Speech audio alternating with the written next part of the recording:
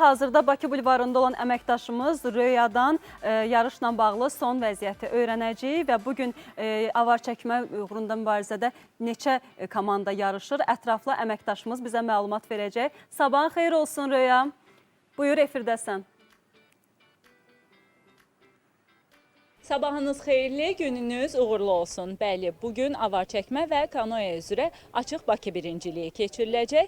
Bakı və Mingəçevirdən ümumilikdə 100-ə yaxın idmançı birincilik uğrunda mübarizə aparacaq. Bizə isə bu haqda ətraflı məlumatı Azərbaycan Su İdman Növləri Federasiyasının mətbuat katibi Vüsal Qurbanov danışacaq. Buyurun Vüsal bəy. Salam, hər vaxtınız xeyir olsun. Bakı şəhər Gənclər və İdman İdarəsi ilə Azərbaycan Su İdman Növləri Federasiyasının birgə təşkil etdiyi açıq Bakı birinciliyinə bir qədər sonra start veriləcək. Artıq gördüyünüz kimi son hazırlıq işləri aparılır.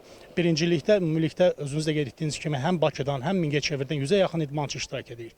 Avar çəkənlər bu yarışda bir nəfərlik akademik və kanoe qayığında, eyni zamanda həm bir nəfərlik, həm də 2 nəfərlik kayak qayığında 500 metr üzrə mübarizə aparacaqlar. Qaliblər diplom və medallarla mükafatlandırılacaq. Bugünkü yarışda beynəlxalq yarışlarda iştirak etmiş və uğurlu nəticə qazanmış idmançılar da var.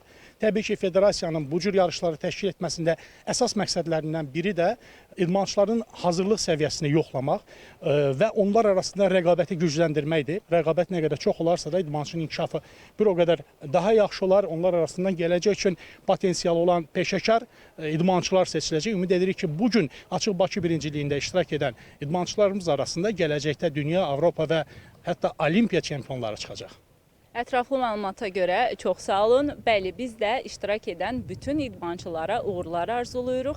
Hazırda çatdıracaqlarımız bu qədər. Sözü studiyaya ötürürük.